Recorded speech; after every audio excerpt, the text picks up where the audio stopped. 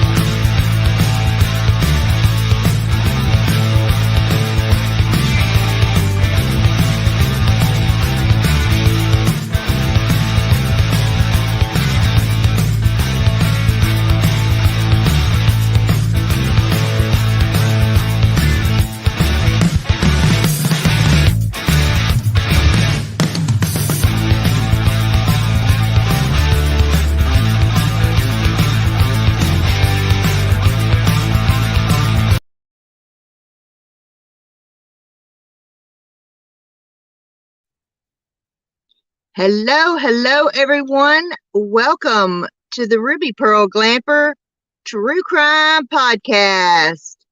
My name is Amy. Welcome to my show. Hope everyone has had a wonderful day and a wonderful Thanksgiving holiday. Mine was rather loud. Very loud. And when you're used to, being by yourself and being in the backwoods sticks of Arkansas and living alone and having nothing but your phone and television for noise and a few cats meowing, a couple dogs barking, that's about all the noise I ever hear. So, except for boats driving by every now and then, maybe. But other than that, I mean,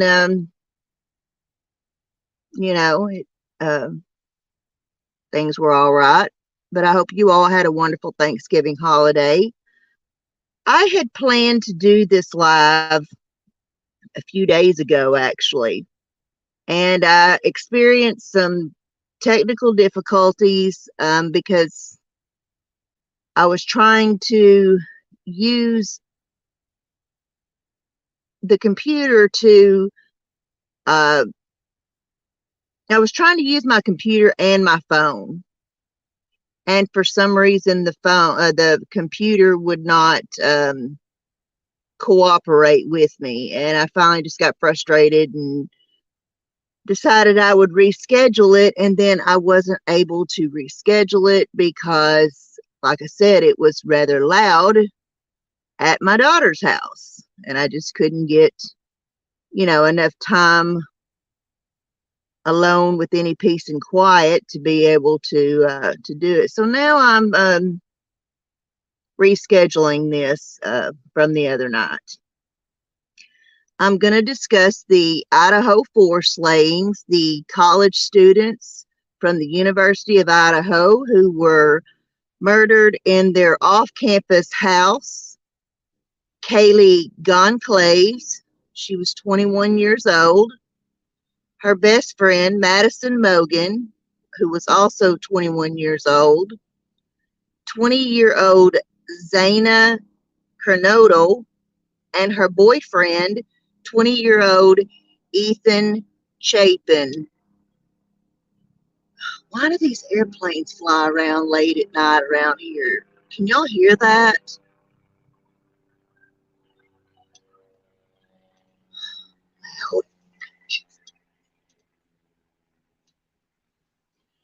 Anyway, they are the 4 students who were murdered in their off-campus college house from the University of Idaho. And this case is a case of whodunit. These kids were brutally stabbed to death. There was no essay involved. 3 young, beautiful girls and one of them's boyfriend. There were 2 other roommates in the house asleep in the basement bedrooms. However, they were unharmed. Whoever the killer was either was not targeting them or did not even know or realize that anybody was down there in that basement. But there were 2 other female roommates. This was a 6-bedroom house, split level house, and it had been originally 2 levels. And at some point it was renovated and a 3rd level and balcony and stuff was built onto it. The house was accessible through a sliding glass door, which was on the back side of the house, and the door to the front of the house was only accessible through a key code.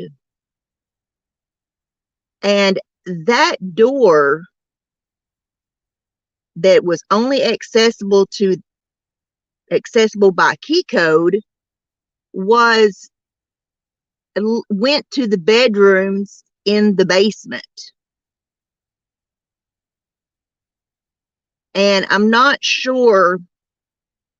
There have been blueprints, and I'll get around to this here in a minute. There were blueprints that were found and posted online.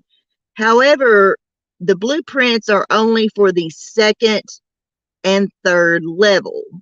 They were not for the basement.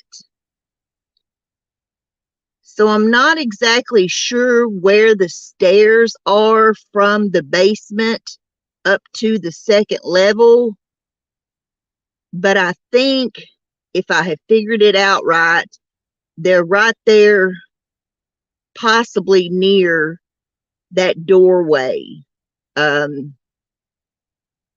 that you can go into the basement bedrooms through the key code door.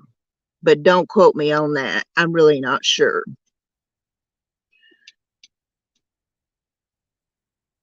Earlier in the night,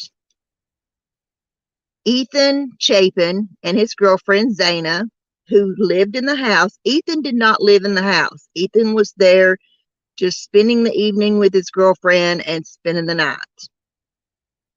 Ethan and Xana had went to a campus fraternity party and were there from, it is said to be, they were there from between 8 and 9 o'clock. They were there from 8 to 9 o'clock. And that they arrived back at the off-campus house at 1:45. It has not been stated if they got home at 1:45 in the morning, where were they between 9 o'clock when they left the fraternity party and 1:45? We have no idea. We also have no idea where the 2 young ladies were that lived in the basement bedrooms. We've heard absolutely nothing about them. The police didn't even, I don't even think it was the police that actually released their names. I think their names were, of course, found through, a little bit of social media sleuthing. So we have no idea where they were. Madison and Kaylee, who have been best friends since they were kids, left their home around 10:15 p.m. and went up to the Corner Club bar. It's about a 5-minute drive from their house. So that puts them arriving at the club around 10:20 or so. It is said that they took an Uber, I believe, to the club. And we have not heard whether or not the driver who picked them up and took them to the club has been cleared or not. We don't even know who it is. But from what I understand is that they Ubered or ride shared or whatever it is you kids do to the club. Now they had vehicles. Kaylee had just bought a 2016 Range Rover and was going to be moving to Texas after she graduated and had some big job lined up.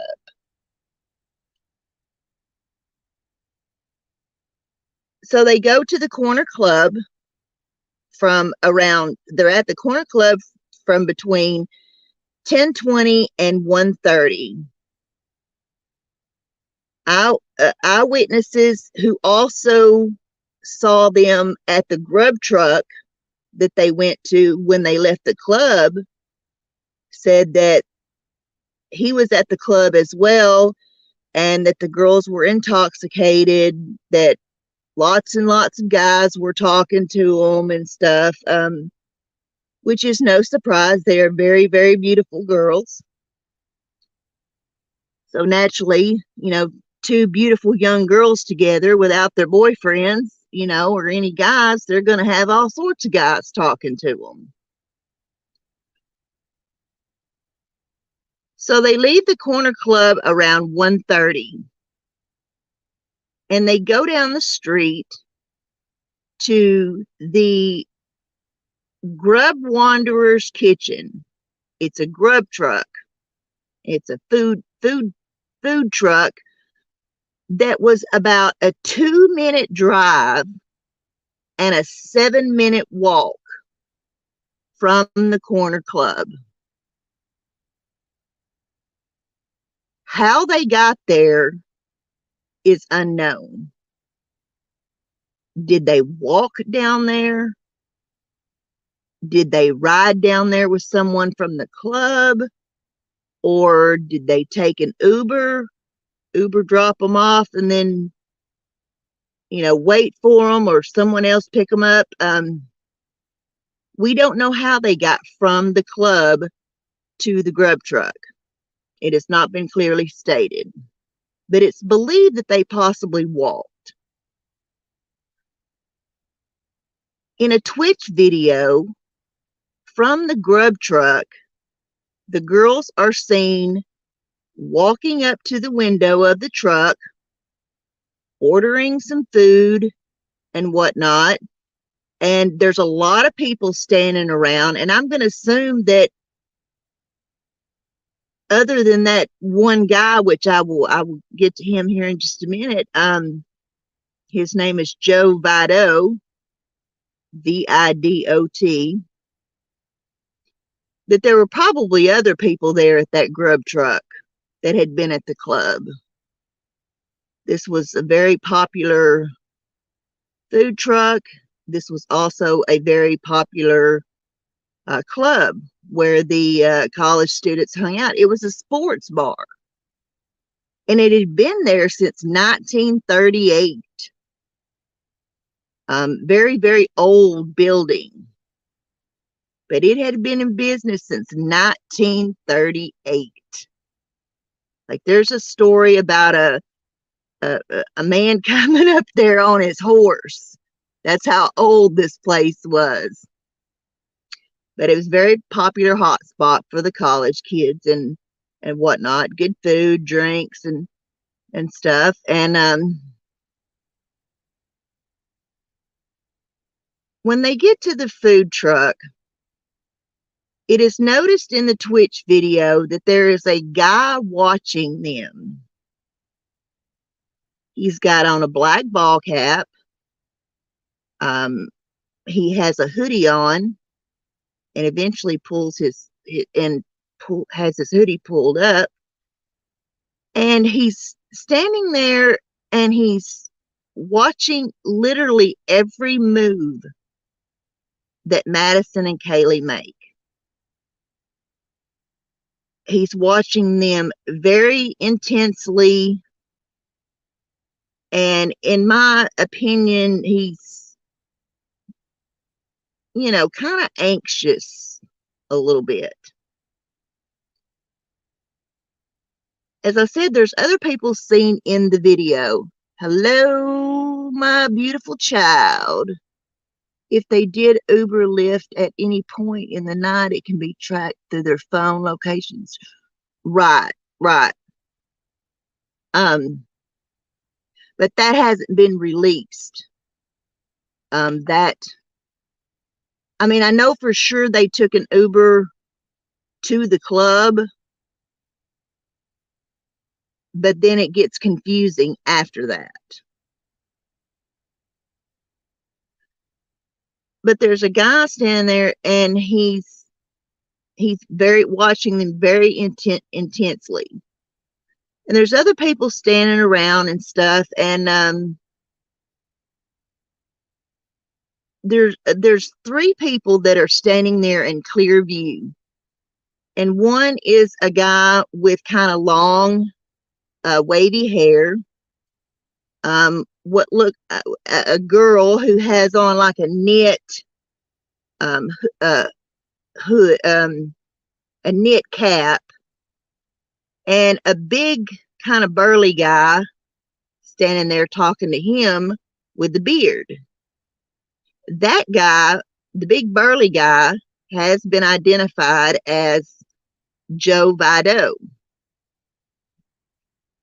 And I thought he seemed a little sus, but I have since been able to watch another version of the grub truck video where the video is more clear and it's more focused on Maddie and Kaylee and the hoodie guy and their, every move and everything.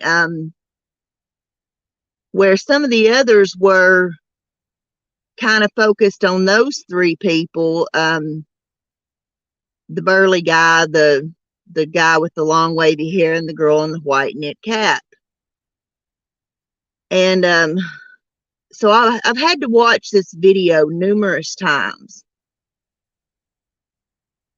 And anyway, when you can see, I believe it's Maddie that's on her phone. And in the sisters were able to break into Kaylee's phone. Kaylee's sister was able to break into her phone because she is on her mother's phone plan. So she was able to get in there and see who Kaylee made phone calls to, text messages and stuff like that she had made in the evening. And she says that Kaylee she first says she called for an Uber at 1:45 and that they would have arrived home around 1:56. Now this timeline from the sister was done apparently before the grub truck video came out, because she does not even mention the grub truck when she's being interviewed. She just says Kaylee called for a ride, and then at 1:45, and they would have got home about around 1:56. We have since found out that they went to this grub truck first before they went home. And they arrive on video. They're seen on video at the food truck, walking up to the food truck at 1:43. Now, Kaylee is seen on her phone in the video. So apparently she did call someone to come there to the food truck and get them. Because someone does arrive and picks them up. It takes about 10 minutes or so for them to get their food. Like I said, there's a lot of people there. This is a food truck. This is cooked to order, so it takes, about 10 minutes or so for them to get their food. And all the while, this guy in the hoodie and the black ball cap is just watching them like a hawk. And the big burly guy, actually who's been identified as Joe Vado, walks over to him and starts speaking with him. And they had this conversation and whatnot. And then the girls get their food, and it appears as though they catch him not looking, and they sneak off in behind the food truck and go around behind the food truck and go and get in their ride, as if they were ditching him. And Joe Vado has since, contacted police and told the police about his conversation with the guy, and said that the guy stated that he was just making sure that, these two got home safely. I think he said they were a neighbor or something. And he just seemed like a really nice guy. Just kind of trying to do the good guy thing. Yeah. Yeah, that's and I'm fixing to get to that. Anyway, Joe says that this, guy seemed to be nice. He had, I guess, I don't know if he had been hanging out with them at the club and either walked down to the grub truck with them, or maybe even driven them in his car down there. I don't know. Like I said, it's a 7-minute walk and a 2-minute drive. And he is not seen. You see him walking off in the video, but after they ditch him. And when they ditch him, the burly guy, he kind of says, "Hey man, they're leaving you. They just left." And he's like, "What the fuck?"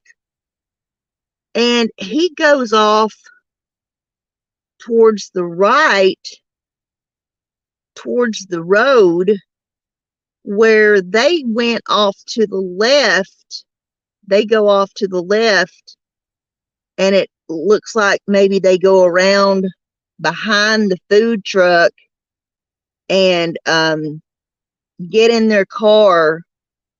Whoever arrived to pick them up, they just kind of sneakingly ditched it.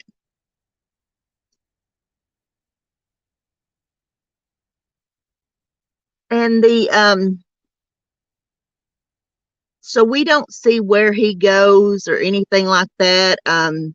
Joe goes back over with his friends, and he's, standing there, and I think he gets his food and whatnot. And anyway, that's the last we see of Kaylee and Maddie.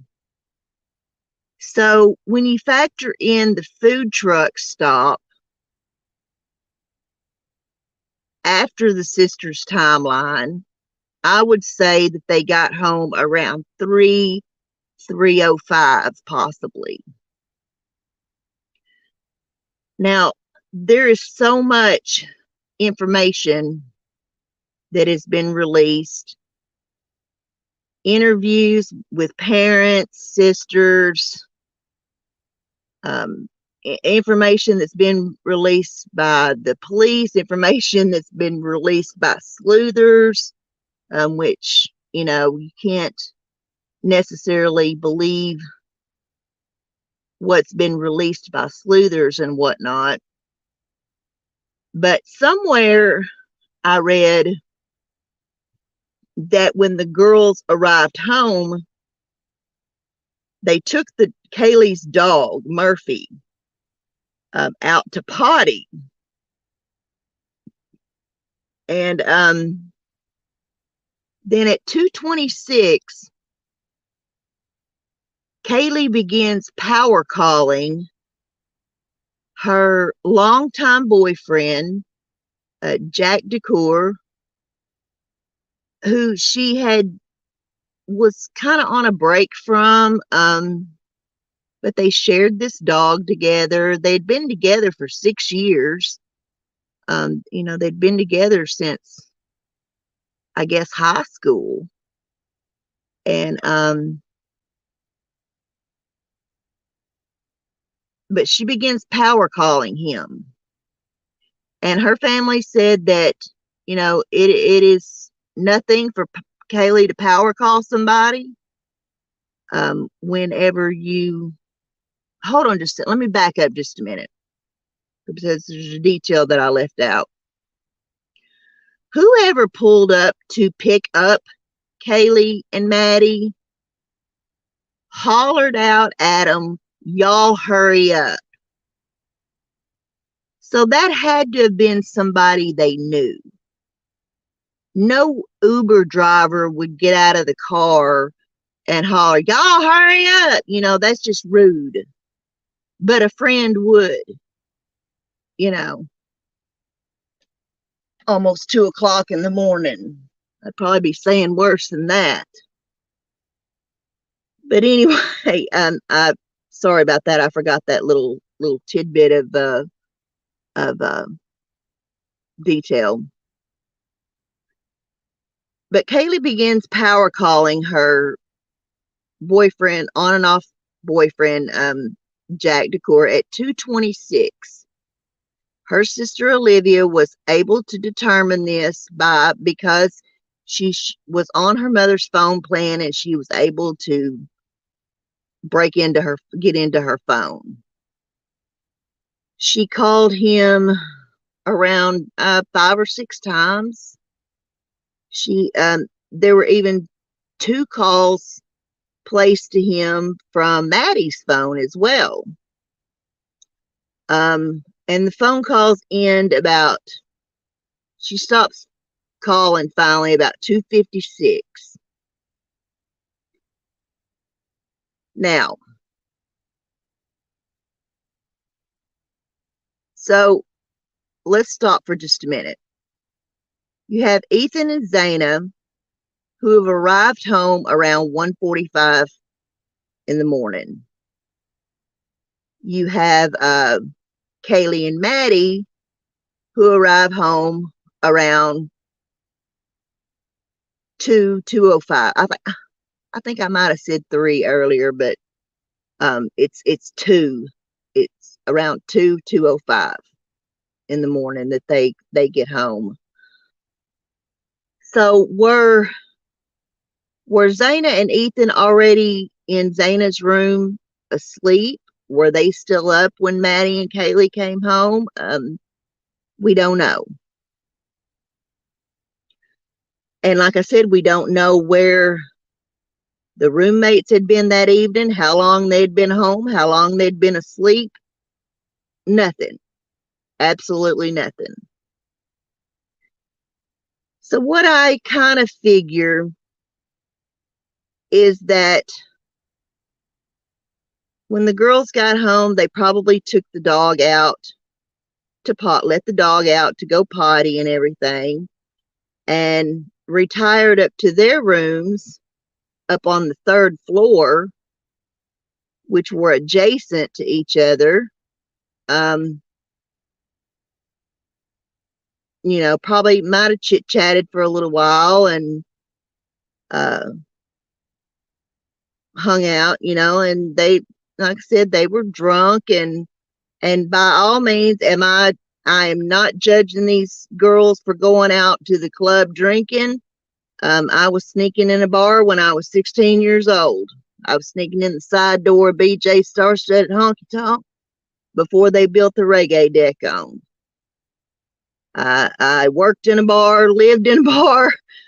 You know, I am not in any way condemning these girls for going out and drinking. So this puts them finishing up power calling Jack, who did not answer the phone, by the way. He was asleep, around 2:56. Somewhere between the hours of 3 o'clock and I'm going to say 3 on. The police say between 3 and 4.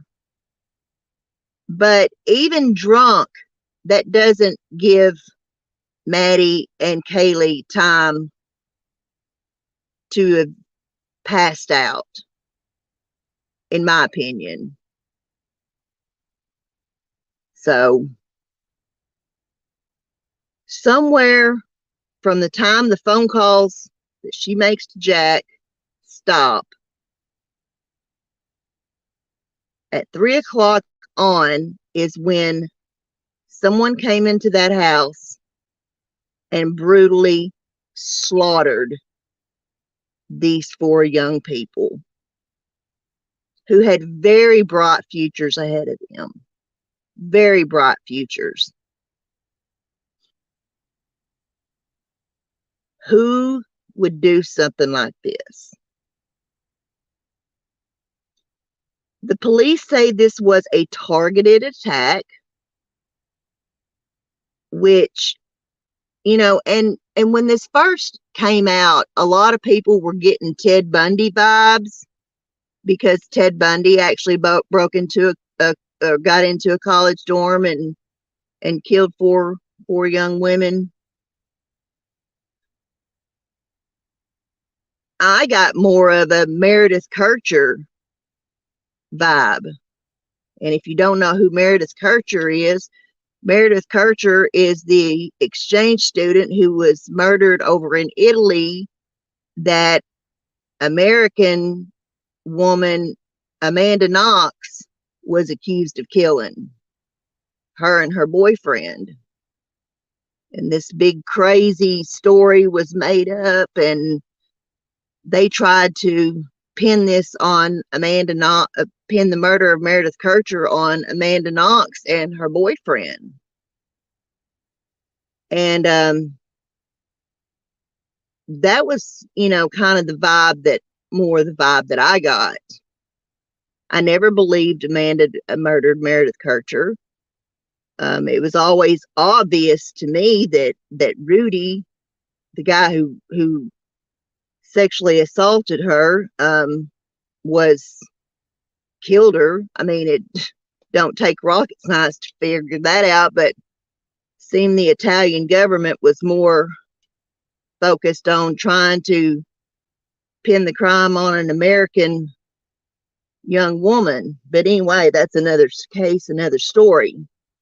But those were the vibes that I got, because this was a targeted attack, and there were a lot of other college off-campus houses and dorms and apartments. I mean, you know, all the way around there, all the way around theirs. So, if this were just some random serial killer who wanted to, you know, just kill people for whatever reason serial killers kill people, you know, they could have hit any of those places. So, you know, this was a targeted attack. However, the police won't reveal who they believe was the target of this attack. They do believe that one of the students was the target of at least one of the students was the target of the attack. They just won't reveal which one. We also don't know we can't, they've not released any details about the crime scene, so we don't know who was killed first. We don't know if Ethan and Xana were killed first on the second level, or if someone bypassed their room and went directly up to the third level to target Maddie and or Kaylee, then came back down and took out Xana and Ethan. You know, we don't know that. That's, the police have said that the location of the bodies, excuse me, that the location of the bodies and such is pertinent to the investigation, and they won't really, you know, they won't release who they believe was the target, and who was attacked first. This crime scene was extremely gruesome, extremely messy and bloody. There is even possibly blood seen leaking out of the wall, on dripping down the concrete of the top of the basement, and where that, what looks like blood seeping out of the wall down, you know, on there, it is the location of Ethan and Xana's bedroom. I will say that. It is in the location of where Xana's bedroom floor would be. So this is a case of who done it, who was the target, and why.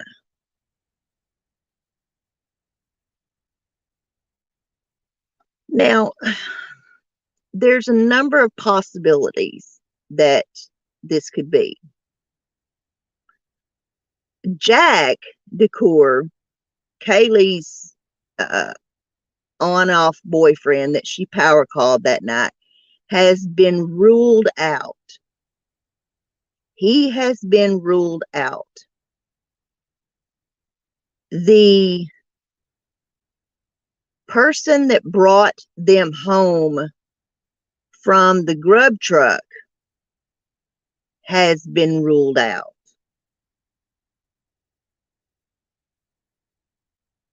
The police are aware of the white hoodie guy, and they say he is not a suspect. In my opinion, he should be a suspect. And, the police might also be saying that, he's not a suspect or uh, whatever, for their own reasons, because, like I said, there's a killer on the loose.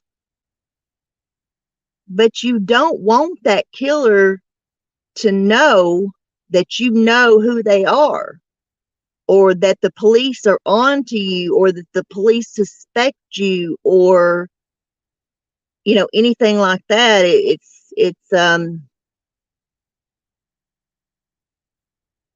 That's highly unusual, especially in such a horrific case like this. Now, with the death of Quentin Simon, the police came right out and said, the mother's our prime suspect. She's the only suspect, blah, blah, blah, blah, blah, before they ever even found the little boy's body. And hell, she walked the streets for a month before they finally arrested her the other day. But, whoever did this is extremely dangerous, and extremely vile person. Like I said, we don't know who did this or why they did it. But who's to say that they might not commit another crime like this again? The police have stated that they first told the community that this was a targeted attack and that the rest of the community was not in danger.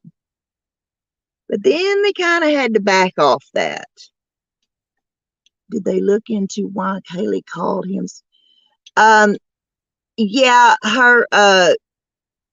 they did, honey, Shaughnessy, they did that, and her family has stated that it was nothing for her to power call people. You, just keep calling somebody till they answer. And you got to realize that this is her boyfriend of 6 years, who she's kind of on a split with. She's been out drinking all night, and believe me, I wish I had $1 right now for every dumbass ex I called at 2, 3 o'clock in the dadgum morning when I was drunk. Or ex that called me or showed up at the house. Lord.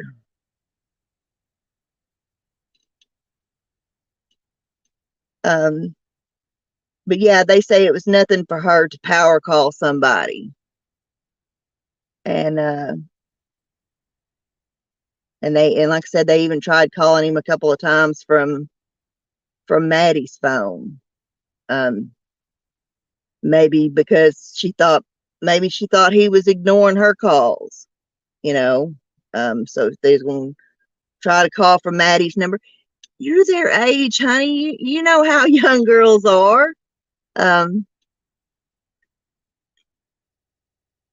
He won't answer for me. You call him from your phone, You know how y'all are. But anyway, but yeah, they said that was absolutely nothing unusual, but it was, thought of and wondered about, is that why she was trying to power call him, was for help? But her sisters have said no, if she was in any kind of trouble or in danger or anything of that sort, her or Maddie, they would call 911. They wouldn't call Jack for help. But apparently the roommates ain't got that much sense. The following morning, the roommates in the basement wake up around noon, and a call goes into 911 for an unconscious person, a person believed to be unconscious at this residence. And the police show up and they find these 4 slaughtered students, brutally stabbed to death. And that 911 call has been there's been so much confusion around that 911 call. The police first stated that, the phone call, a phone was used. One of the surviving roommates' phones was used to make the 911 call, and that it was for an unconscious person. Then it came out that these roommates actually called friends to come over there before. I just know also girls do call any guy they can. That is true. That is true. But like, if you would have, like say you would have been feeling uncomfortable at our house or whatever, you would call, Dylan, or call Hunter, or Chad, or somebody, to somebody there that was close to us, to come down there and stay with you or whatever, if you had been at home alone. I don't even know how far away Jack lived. And it's been stated that by her family that she may have been calling him, wanting him, to come over and stay with her that night or whatever. Just like I said, when you've been drinking, you get wishy-washy and things like that, and like I said, I wish I had $1 for every dumbass ex I called in the middle of the night like that. Oh, but so the police arrive and they find these, 4 dead college students. And so why was the question is now, why is the 911 call made about someone believed to be unconscious? And this is where it gets tricky, because we don't know who the caller is referring to that might be unconscious, because the 911 call has not been released. So therefore, we don't know if they think it was one of the girls or if it was Ethan. But they call their friends over there. And I can see them doing that,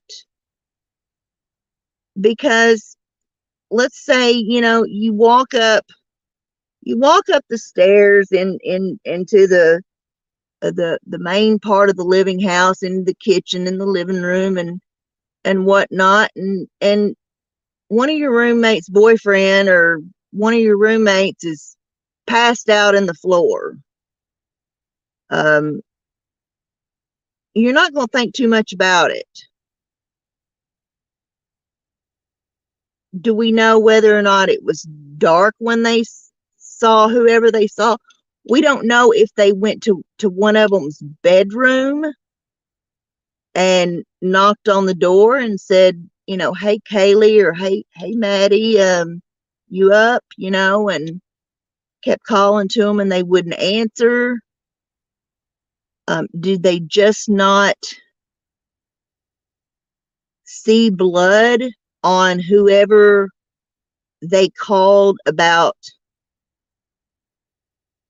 that they thought was just maybe unconscious? But I can see these girls maybe calling their friends like, you come over here and see what you think, or what do we do, because you don't want to call an ambulance or the police or 911 or whatever if it's just your friend or your roommate's boyfriend, passed out on the couch drunk, or passed out in the floor.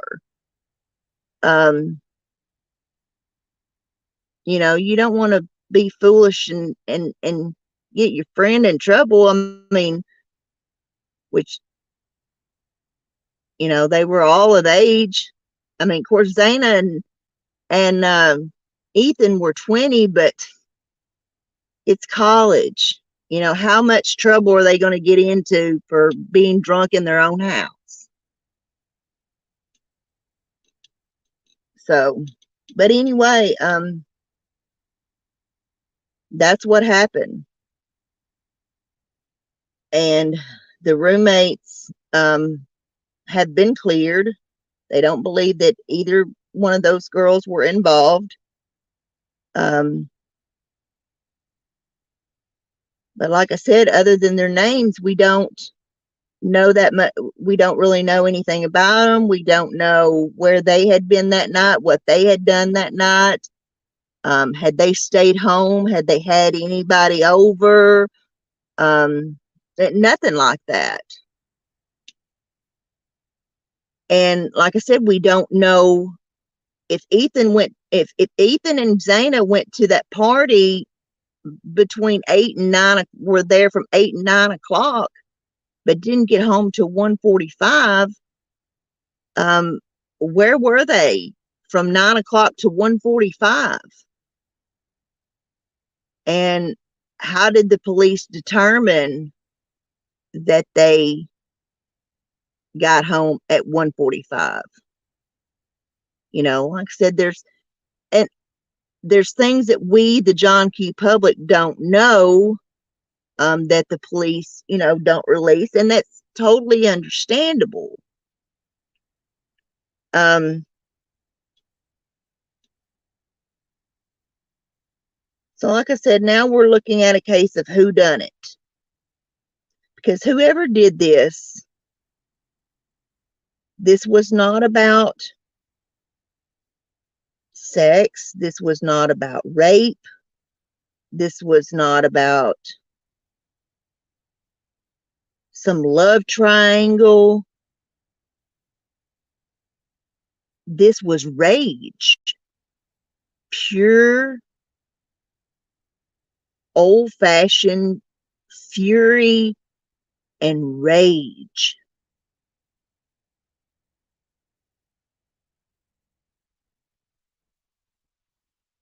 What could any of these 4 people have done to someone to enrage them so bad that they would stab them to death multiple times with a Rambo-style fixed blade knife? The police believe that the murder weapon is a fixed blade knife. It's not like a folding knife. It's not a switchblade. They believe that it is a K-bar style, which is used by the Navy. No, nothing was stolen. The house was not demolished. There wasn't anything torn up. There was nothing stolen.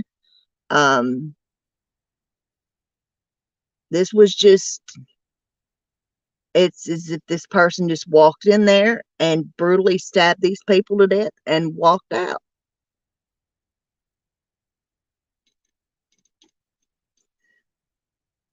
Now, of course, the autopsies would reveal the size of the knife and whether it was a smooth edge or a jagged edge knife.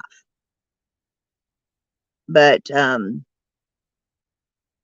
they believe it's a K-bar style knife,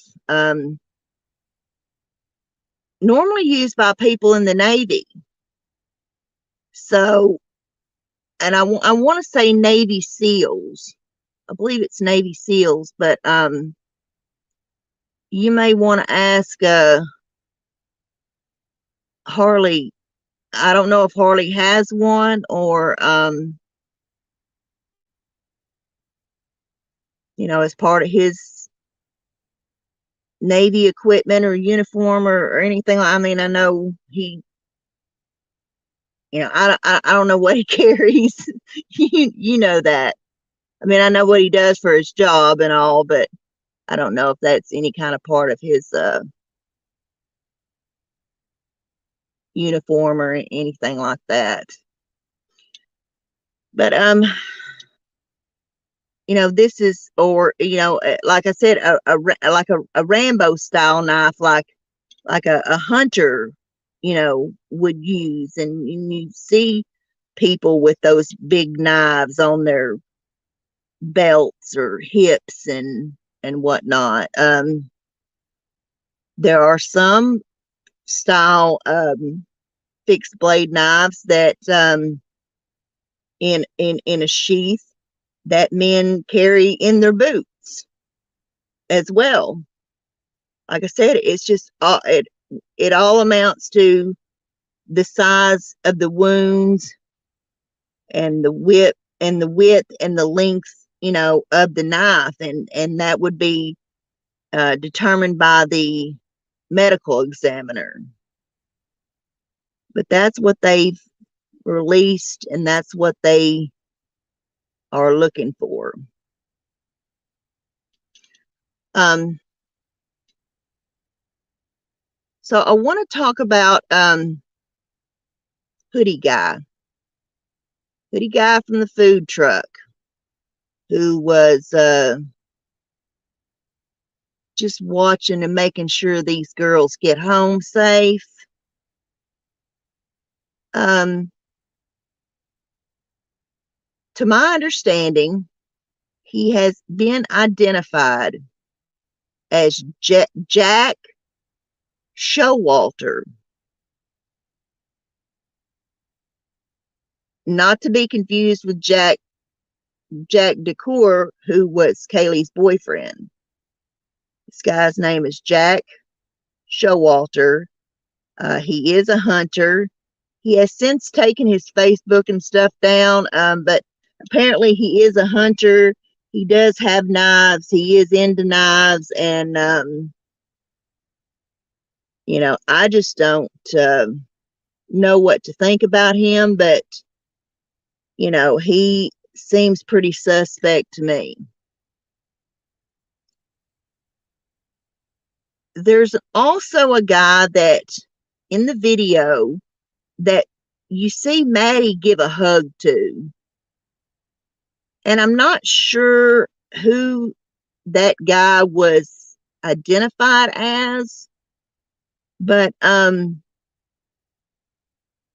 the way you see Maddie hug him, it's kind of like she hugs him, but it's just kind of like she's trying to be nice kind of hug. It's kind of a reluctant, like you're hugging somebody you don't like, but you're just being nice. And we discussed him on the Bullhorn Betty show the other day. And he's into some pretty weird shit. like cutting and like Marilyn Manson type stuff, as far as cutting and blood and gore and stuff, but I can't recall now, and I'd have to go back and watch the live where to the part that I'm on her panel and she and I are talking, because I'm on her panel quite a bit, and I just, she's the one person that on YouTube that, she and I can just talk and discuss these cases, and I feel like I'm not talking to somebody that's just a dumbass. I feel like I'm talking to somebody that knows what they're talking about, knows what they're saying, even if she's speculating or I'm speculating or whatever, or we're just, trying to put our heads together and think. We always have a very educational conversation. You know what I'm saying? I'm not just talking to with her, I'm not just talking to some random dumbass who's got some kind of wild conspiracy theories.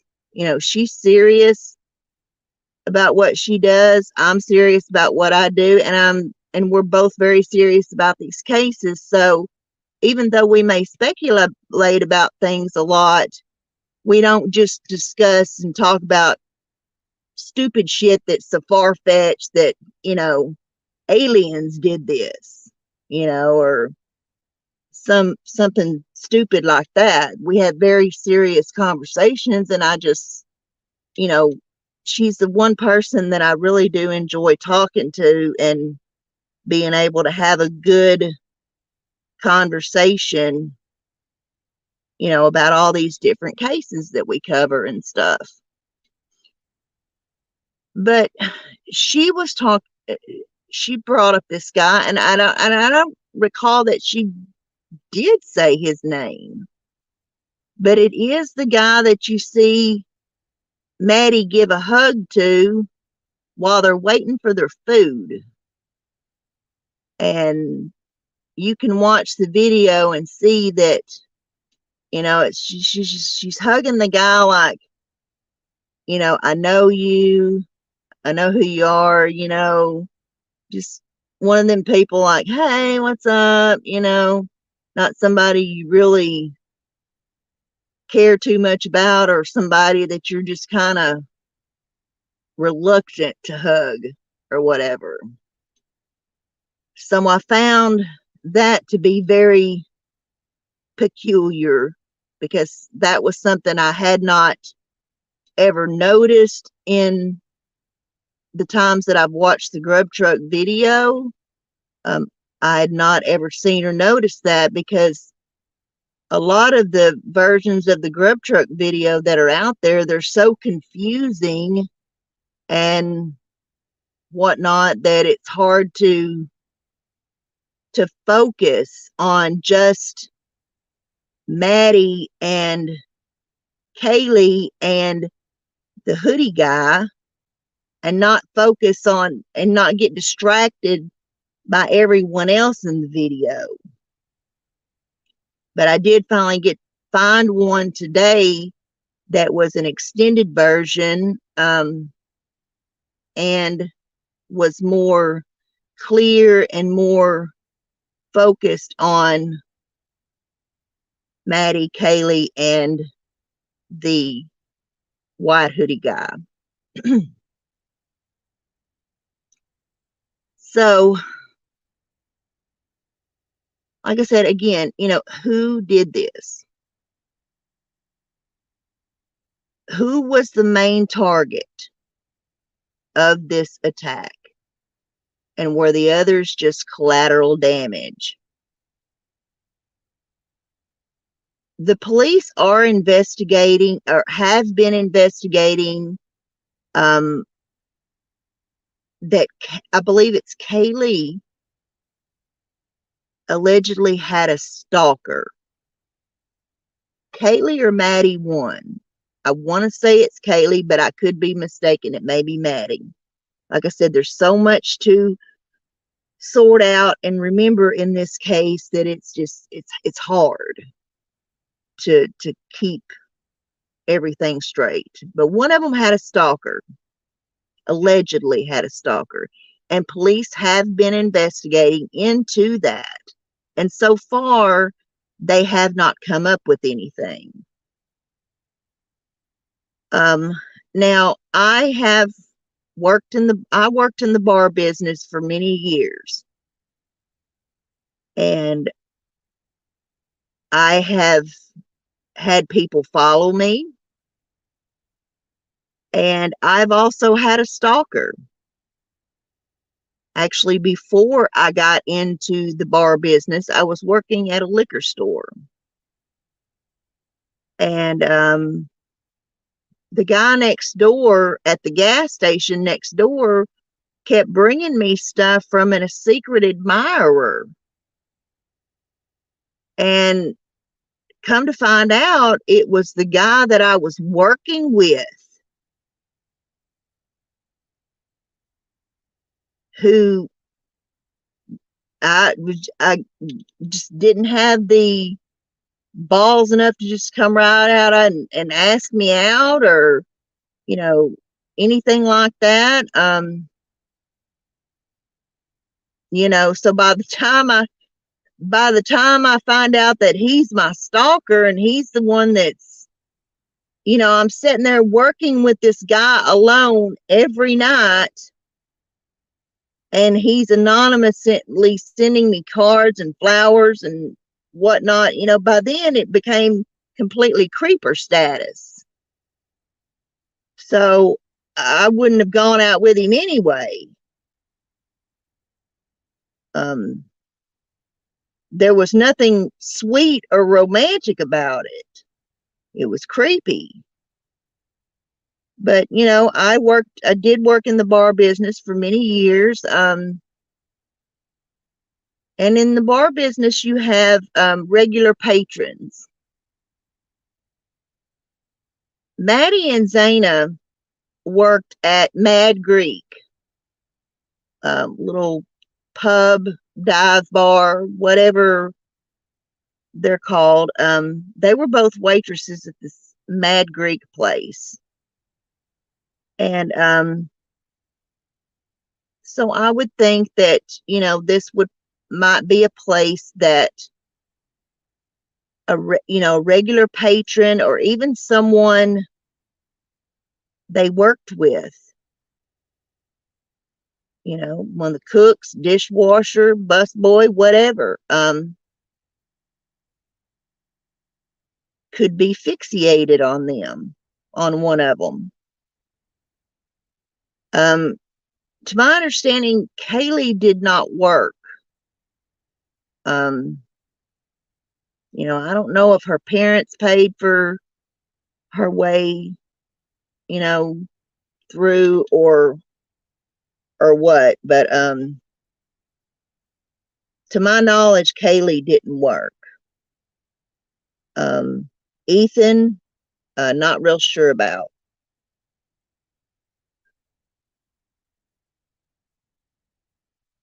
Also at the Corner Club. The Corner Club was, like I said, the hot spot for these kids to all hang out at. And so you're definitely gonna have regular patrons there. We have a sports bar in my hometown, and they have karaoke night, always showing all different games, NASCAR races. I mean, I've watched football games there. I've watched the Daytona 500 there. I've watched, a lot of different things at that sports bar. And, it's in a small town like that, you're going to have regulars. So, is this someone that Maddie and Kaylee encountered at the club that they possibly, one of them possibly rejected? Or,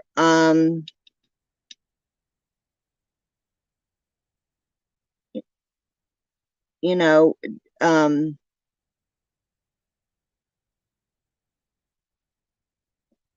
maybe,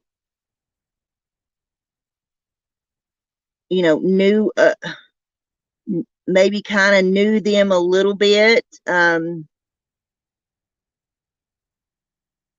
Maybe it even asked one of them out, or tried to hang out with them that night or whatever, and they, or either both or one of them, rejected. That's why I'm not going to let go of Hoodie Guy personally.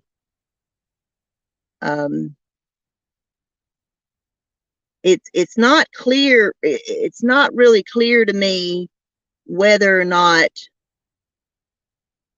this guy is just, the police are just saying he's not a suspect, or he has officially been ruled out.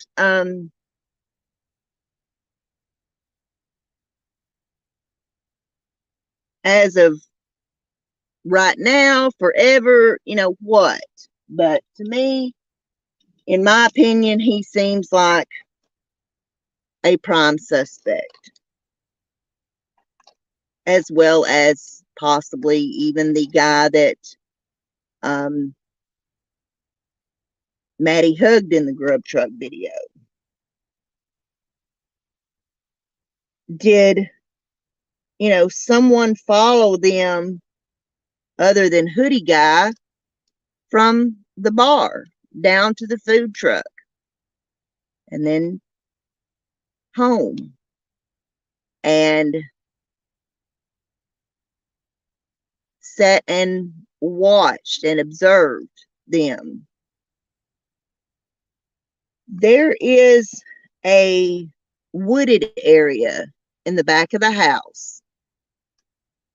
There is also what I would call an overflow parking area behind that house. It's directly behind the house is woods, and it is the perfect spot to sit and hide and watch what's going on in that house, seeing who goes to what room, and if the window curtains are open.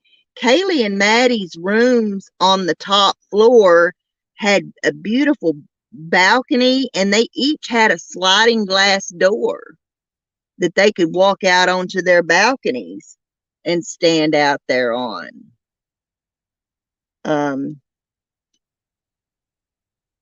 So,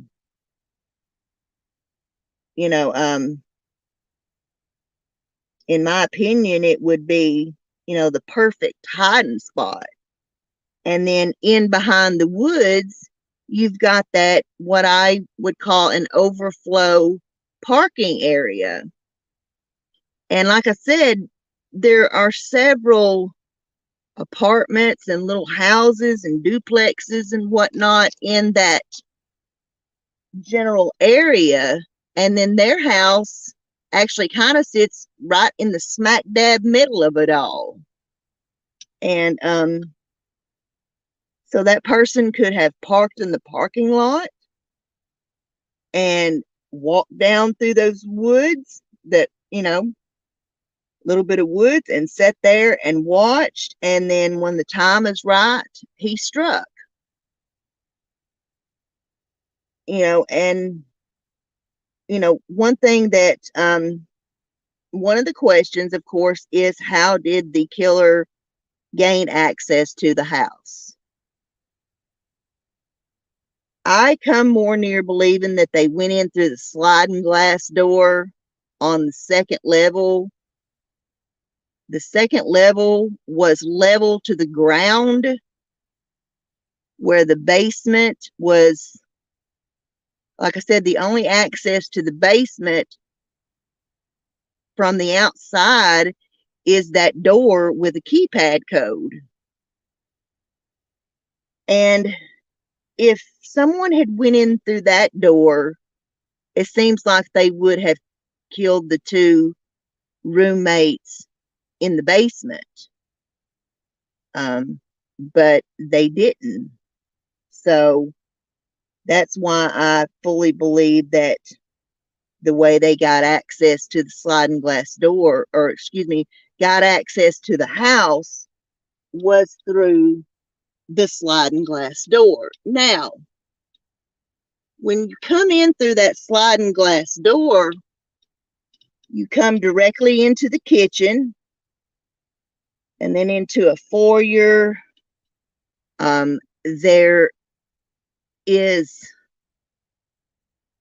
There's two bedrooms on that floor.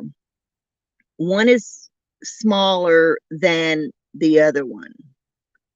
And the smaller room is where Ethan and Xana are believed to have been killed. And that is also the room that lines up with the foundation that where the blood is, the alleged blood is seen dripping, seeping out of the wall, dripping down onto the foundation. Now, whether that's not been verified, but you look at the picture of it and make your own determination. I looked at it and what it looks like to me. And like I said, if they killed two human beings in that room, you can only imagine I don't even think I need to finish the sentence. You can only imagine how gruesome and messy it was and horrible it was. One of the things that the police also came out and stated was that one or more of the victims had defensive wounds on them. Well, Xana's dad did an interview, and in that interview, he states that his daughter had defensive wounds and that she put up a fight. So, information that the police were trying to, keep hidden, one of the parents revealed in an interview. But, this is his child and he wants to, understand that, wants people to understand that, excuse me for just a minute, wants people to understand that, his daughter didn't go down without a fight. And as a parent myself, I can understand that. I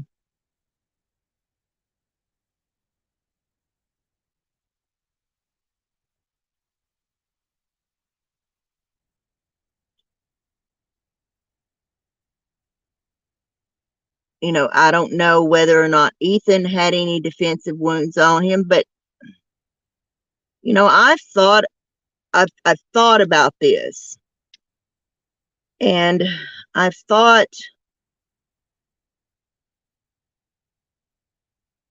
how hard it would be to stab two people at the same time. A guy and a girl, and let's just say they're both, fighting for their lives.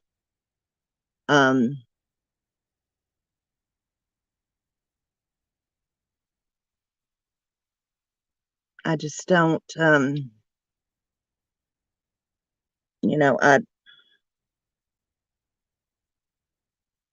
there have been people who have commented on different forums and whatnot, and people that have stated that Ethan was actually found in either the hallway or the living room.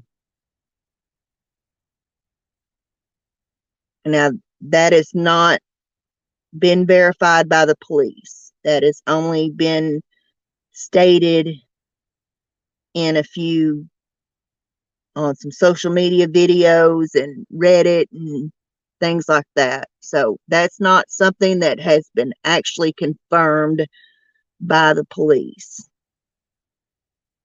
But the police, that is one thing that the police would not release, was the location of the bodies, because they said that it's pertinent to their investigation.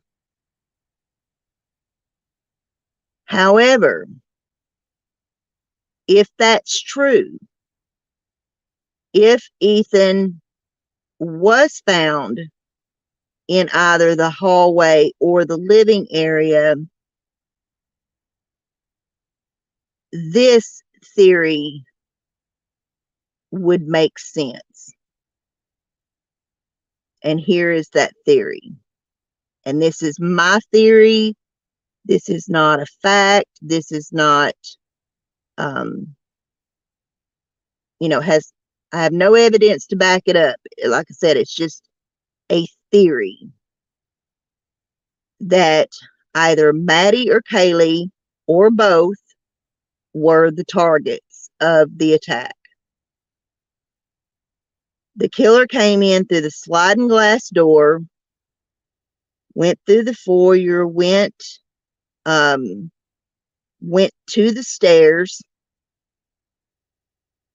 which the stairs sit at the end of the hallway, little hallway that goes to Xana's bedroom, where she and Ethan would have been.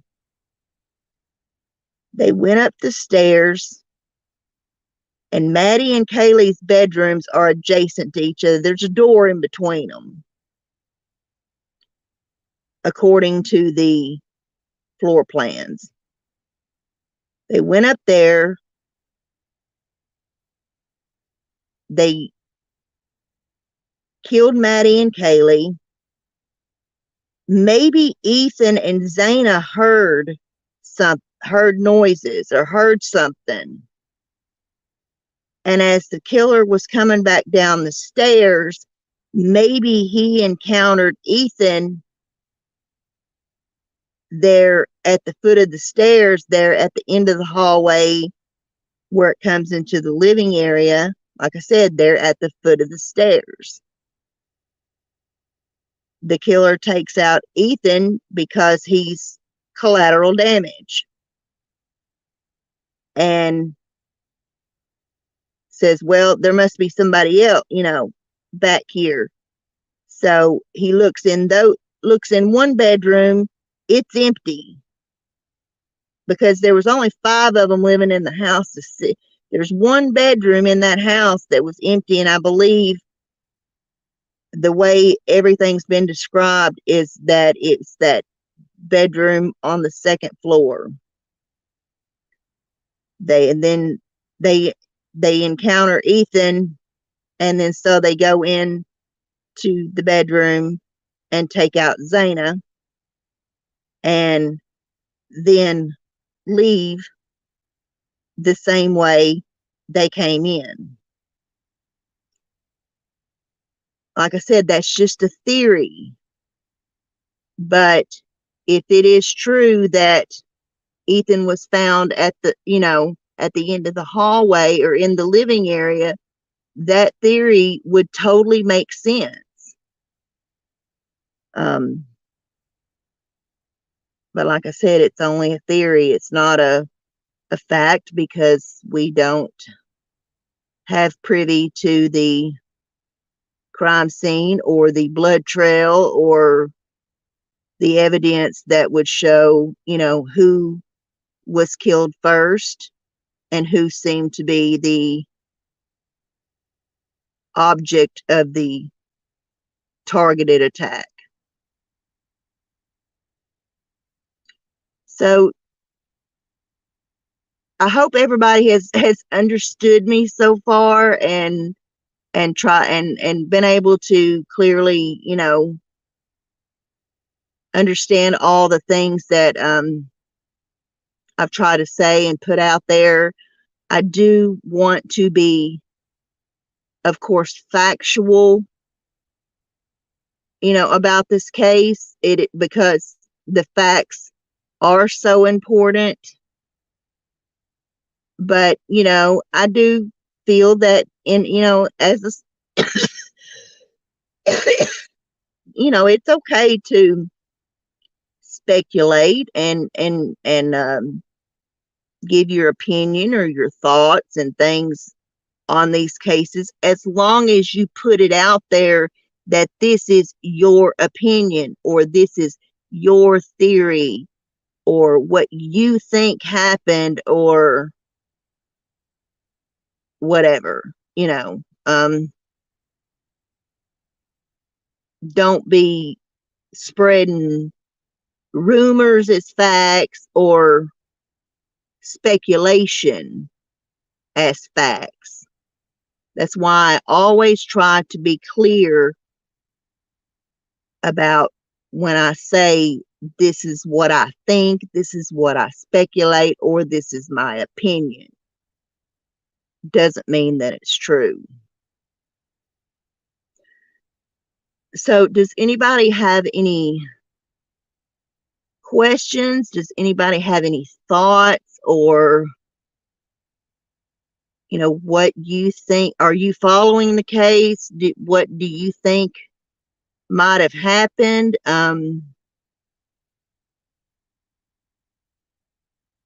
Was this,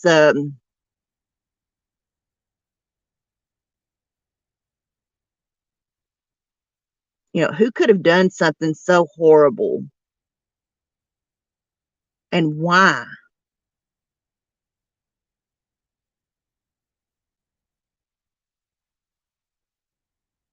Why?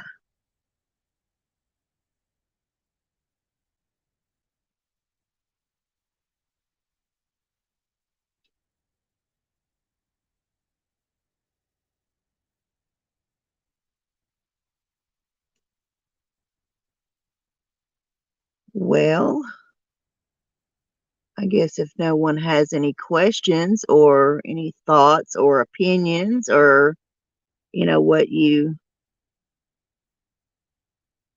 what you think,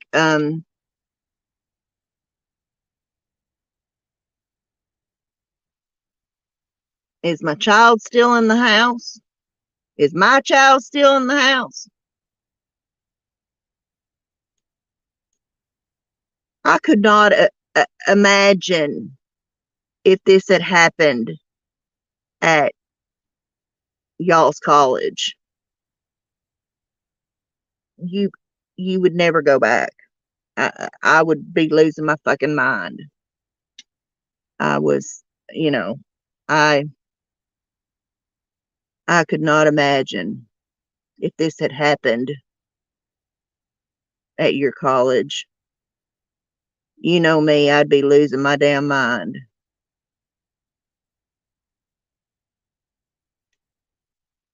I'd lock you two up, never let y'all go back.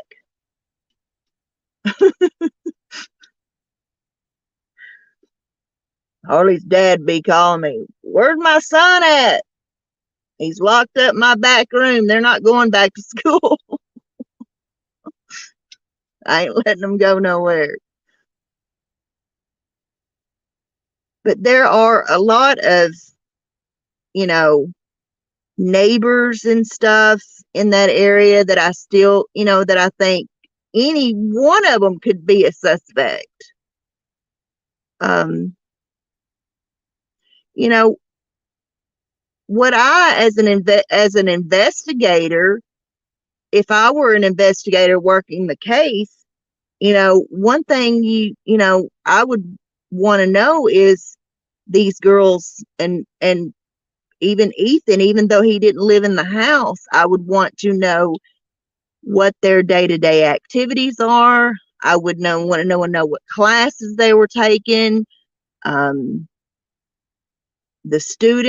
other students that were in the classes that they all took. I would want to talk with teachers and professors. Is there any students in any of these classes you think that stand out, or any lonely weirdos in any of these classes? Talk to other classmates and see, how well did you know these kids? I would want to know about their jobs, any regular patrons that they had that would always come in and maybe sit in their section, or at Maddie and Xana's job at Mad Greek. I definitely want to talk to anybody and everybody I could that was at the corner club that night and at the food truck. I would want to talk to the other people that were at the frat party that Xana and Ethan went to. Were there any problems that night? Did Ethan get into a fight with somebody, or just everything about the night before and the previous at least 2 weeks, if not even farther back. So, and like I said, where in the hell were the other 2 roommates all night? What had they been doing? And where were Ethan and Xana from 9 o'clock to 1:45 in the morning?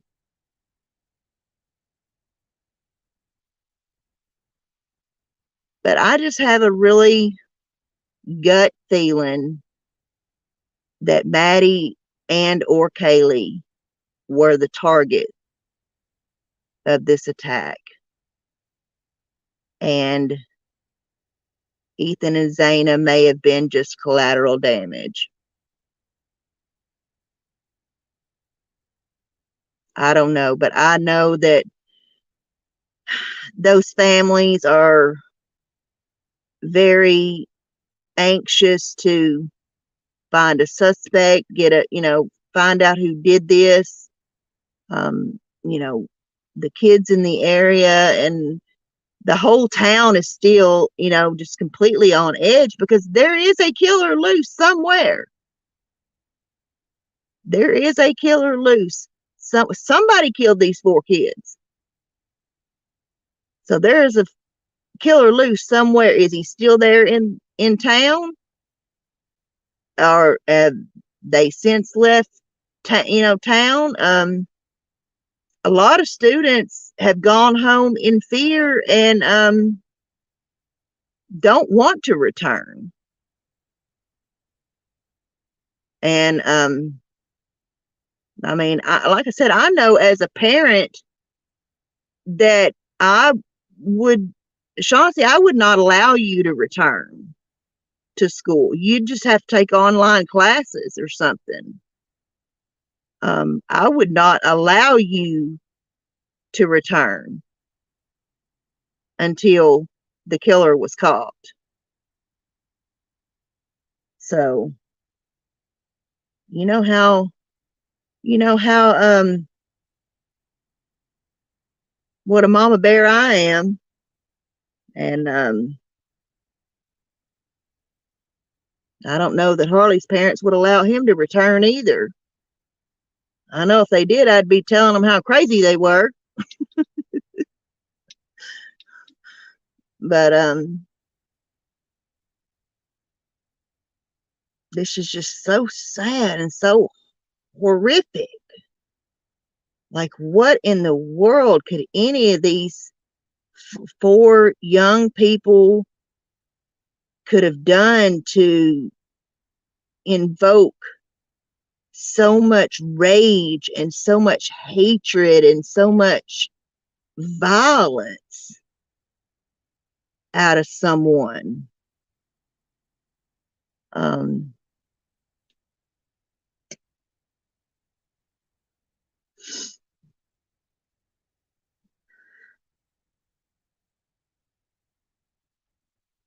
One of the theories has been jealousy.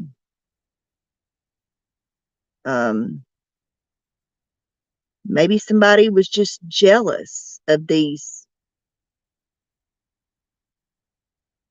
beautiful young people who had, you know, they were all beautiful young people, even the girls that survived.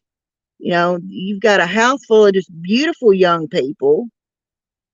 Kaylee had a cute boyfriend, and if you saw pictures of him, I mean, he don't look to me like he's capable of squishing a bug.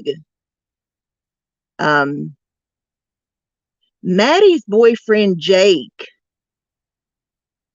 let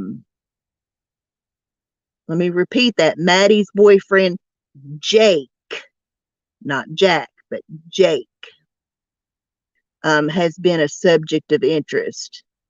And we have not heard anything from Jake or Maddie's family.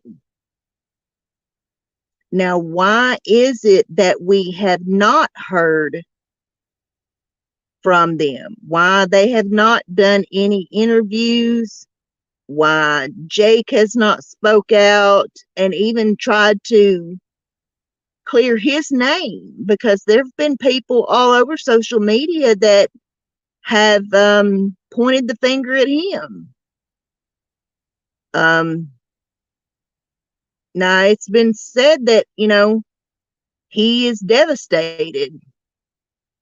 But like I said, no one in Maddie's family that I know of, nor Jake have spoke out. And, it could be just that they are in severe mourning. They don't want to talk to the press. They don't want to do any interviews. Maybe Maddie was the focus of this attack, and the police have told them that she was, and that's why they're not speaking to the press.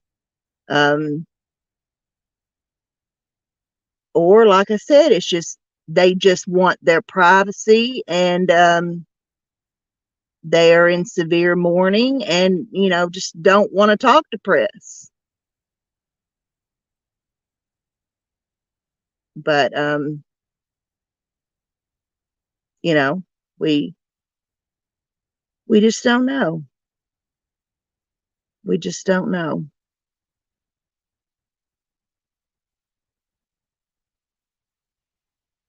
I hope that it is solved soon, though. I do know that they have tried to put they've tried to prioritize the forensic evidence and blood evidence and whatnot in this case to get it all sorted out and get it back and whatnot in record time. But unfortunately, this is not CSI, this is not Law and Order. This crime's not going to get solved in 45 minutes with 15 minutes of commercials.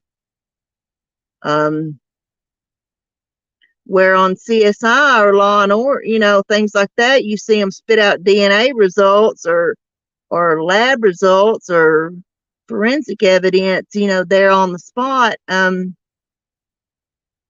the real world, that stuff takes anywhere from 4 to 8 weeks to 6 months, you know.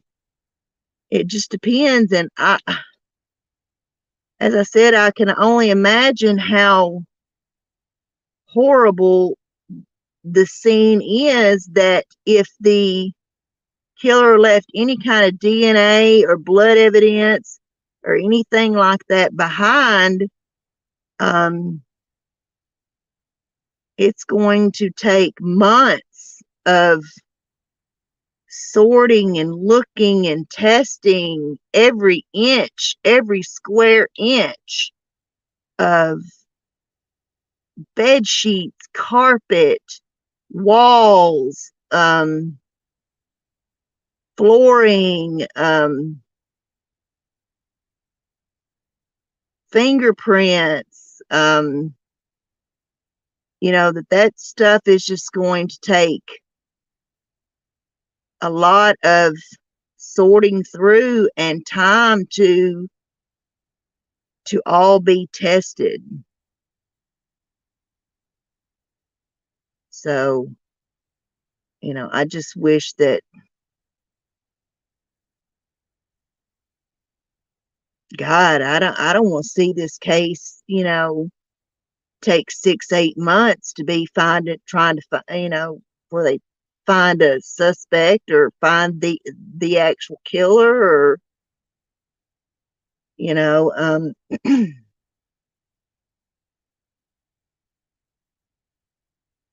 I don't even want to begin to imagine how what those parents and families and stuff are going through. Like I said, I know how I would feel if it was, you know, my kids. I'd be losing my damn mind. I'd be screaming colorful language in between being sedated. So, but anyway, that's really all I have, you know, right now so far in this case.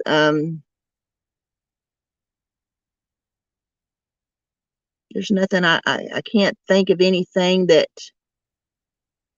I haven't covered that we, you know, hasn't been released, or, you know, just what we know so far, um, in the case. I believe I've pretty much discussed it all. I'm actually glad now that I did wait a couple of days, and reschedule this, because it gave me more time to do more detailed study on everything, and, you know, trying to get all the facts straight and time straight, and Lord, trying to figure out the layout of that house and all that. That took an entire day to do for me. So, but if no one has any questions or anything, I think I'm gonna wrap this up. It's been a long day and I'm kind of tired, and like I said, I have been just eyes and ears glued into this particular case. It is just so horribly, horribly horrific. And I just hope and pray that the killer is caught soon. You know, I pray for these families and what they are going through, and, you know, I just can't imagine any of these kids doing anything so horrible to invoke that much rage and anger out of somebody toward them. But nowadays, you just don't know about anybody. People are fucking nuts, and people will lose it at the drop of a hat over nothing, or over some jealousy, or, just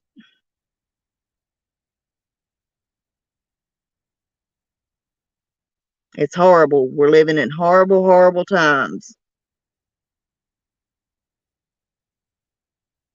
But anyway, everyone, you all have a great night, and I will be talking to you again soon. As I said, in my last live, I'm going to get started back doing my other podcast on Spotify. I want to reestablish it, and get back to doing more on my podcast channel as well. Especially next year, when all these people that I'm waiting to go to court, waiting, that are all sitting in jail waiting for trials and stuff. I'm waiting on all these, so many people to go to trial. And they won't, none of them be going to trial till 2023. So, but anyway, everyone, you all have a great night. And as always, please be the change that you wish to see in this world. As Michael Jackson said, it starts with the man in the mirror. Good night, everyone. Peace out.